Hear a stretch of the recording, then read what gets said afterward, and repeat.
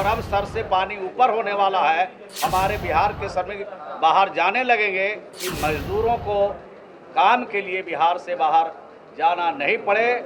इसके लिए जो हमने प्रस्ताव भेजा था श्रम दिवस बढ़ाने के लिए, वो श्रम दिवस बढ़ाए और भारत सरकार से भी अनुरोध कर दे, इसलिए ये बात मैंने रखी। नमस्कार, मेरा नाम आलोक है। आप लाइव स्ट्रीज देख रहे हैं। बिहार के मजदूरों को क्या पलायन करना होगा? देखिए, बिहार के ऊपर बड़ी मुसीबत आने वाली है। हम इस वक्त की बड़ी खबर बताने जा रहे हैं। बिहार सरकार के ग्रामीण विकास विभाग के मंत्री हैं श्रवण कुमार। उन्होंने साफ साफ कहा है कि जितना पैसा केंद्र सरकार को देना चाहिए था और जितना मनरेगा के तहत लोगों को काम देना चाहिए था, उतना काम अलॉट नहीं हो पा रहा है, उतने घंटे का काम नहीं दिया जा रहा है, जिस कारण से अब जब भुखमरी की स्थिति आएगी तो बिहार के मजदूर क्या करेंगे? मजबूरन उन्हें पलायन करना पड़ेगा। देखिए, बिहार के मजदूरों को, श्रमिकों पर क्या मोदी सरकार मेहरबान नहीं है? सिर्फ वादे किए जाते हैं, सिर्फ दावे किए जाते हैं। लेकिन बिहार सरकार के ग्रामीण विकास विभाग के मंत्री श्रवण कुमार क्या कुछ कह रहे हैं, क्या कुछ हकीकत बता रहे हैं, जरा सुनिए। दो बात आप बताना मैं चाहता हूं। जिस विभाग से ग्रामीण विकास से संबंधित ये जो हमारा मनरेगा योजना है, जो खास करके गरीबों से जुड़ा हुआ योजना है, राज्य में हमें पहले 15 करोड़ मानव दिवस सृजन का लक्ष्य निर्धारित भारत सरकार ने किया और जब हमने 15 करोड़ मानव दिवस सृजन कर लिया तो हमने 12 करोड़ और मानव दिवस सृजन करने के लिए भारत सरकार से प्रस्ताव भेजा भारत सरकार ने। लेकिन 12 करोड़ में मात्र उन्होंने हमें 2.5 करोड़ मानव दिवस सृजन का लक्ष्य निर्धारित किया बिहार को, और वो भी 2.5 करोड़ मानव दिवस हमने लक्ष्य को पूरा कर लिया है। अब हमारे सामने जब बिहार में काम मिलना बंद हो जाएगा तो उनको बिहार से बाहर जाने के लिए मजबूर होना पड़ेगा, और इस मजबूर होने में जो मुख्य भूमिका होगी वो भारत सरकार और भारत सरकार के ग्रामीण विकास की होगी। तो ये मैं भारत सरकार से आपके माध्यम से, और मैंने पत्र जो लिखा है भारत सरकार के, उसके माध्यम से भारत सरकार से अनुरोध करना चाहता हूँ कि मजदूरों को काम के लिए बिहार से बाहर जाना नहीं पड़े।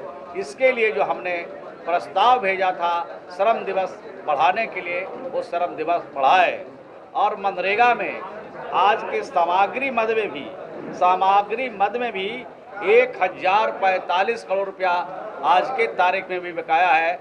ये भी आपके माध्यम से अनुरोध करना चाहते हैं कि ये भी पैसा जल्द से जल्द बिहार में दे दे, ताकि जहां पर जो भी काम हुआ है उसके बकाया राशि का भुगतान हो जा सके।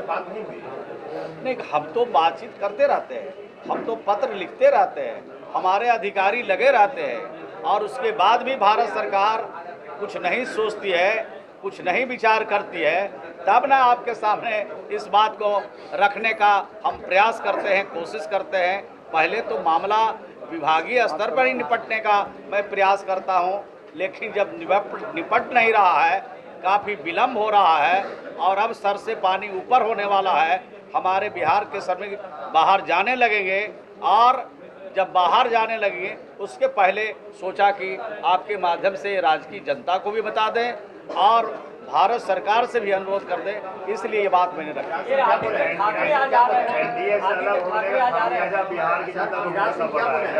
निश्चित तौर पर सरकारें तो आती रहती है, सरकारें जाती रहती है, लेकिन सरकार जो भी हो, चाहे जिस पार्टी की सरकार हो, उनको जनता के तकलीफ को दूर करने के लिए, उनकी सुविधा को बढ़ाने के लिए, उनके हर तरह के परेशानियों को दूर करने की सरकारें होती है।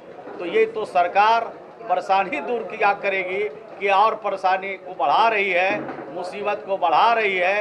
जब कहा कि हर जो श्रमिक है उसको 100 दिन के काम की हम गारंटी लेते हैं, तो ये गारंटी के परिधि में ही हम उनसे अनुरोध करते हैं कि बिहार का श्रम बजट बढ़ाया जाना चाहिए, और श्रम बजट बढ़ा के मनरेगा में जो 1000 करोड़ से ऊपर ज़्यादा हमारा बकाया है मटेरियल में, उसको भी जल्द से जल्द निर्गत करना चाहिए। हमारे डिपार्टमेंट के बारे में माननीय सुशील कुमार मोदी जी ने कहा कि मंत्री जी टेलीविज़न में और अखबारों में चमकने के लिए भारत सरकार पर आरोप लगाते हैं।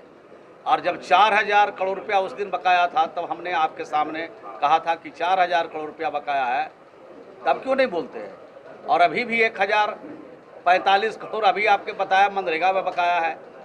प्रधानमंत्री के आवास के बारे में दूसरे दिन बताएंगे। तो बकाया रहता है तो बोलना पड़ता है। अब बोलते तब हैं जब हमारा काम बाधित होता है, जब हमको लगता है कि जब हम समय पर काम नहीं करेंगे तो दूसरे लोग टारगेट करेंगे।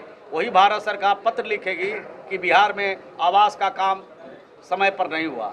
वही लोग टारगेट करेंगे कि बिहार से मजदूर बाहर जा रहे थे, भारत सरकार से आपने अनुरोध नहीं किया।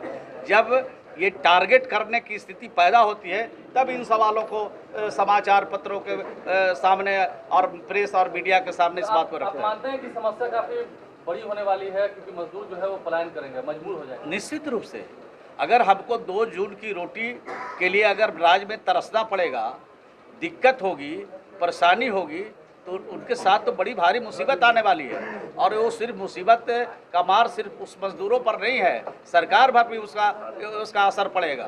तो ग्रामीण विकास विभाग के मंत्री हैं श्रवण कुमार, क्या कुछ हकीकत बताया उन्होंने? मोदी सरकार पर जमकर आलोचना की है, मोदी सरकार के ऊपर जमकर के आरोप लगाए हैं और ये कहा है कि केंद्र सरकार को जितना रुपया भेजना चाहिए था, जितने घंटे काम मनरेगा के तहत मजदूरों से करवाने चाहिए, उतना अलॉट नहीं किया जा रहा है, जिस कारण से बिहार के मजदूरों के लिए काफ़ी बड़ी समस्या आने वाली है। आने वाले समय में बिहार सरकार तो पूरा प्रयास कर रही है, लेकिन केंद्र सरकार के असहयोग के कारण क्या बिहार के मजदूरों को अब पलायन करना होगा, बिहार में भुखमरी की स्थिति आएगी। देखिए, मुसीबत बड़ी है, सीधा असर कैसे कि जो आर्थिक रूप से कमज़ोर लोग हैं उनके ऊपर ही पड़ने जा रहा है। तो ऐसे में ग्रामीण विकास विभाग के मंत्री श्रवण कुमार ने क्या आरोप लगाया है, आपने सुना है। केंद्र सरकार क्या बिहार के साथ सौतेला व्यवहार कर रही है, आरोप लग रहा है। देखना यह है कि क्या जवाब सामने से निकल के आता है, कुछ जवाब दे पाते हैं नेता बीजेपी की ओर से जो दावे करते हैं कि बिहार में कुछ काम नहीं हो रहा है। हमारे चैनल को सब्सक्राइब कर लें, साथ साथ फेसबुक पेज भी लाइक करें। धन्यवाद।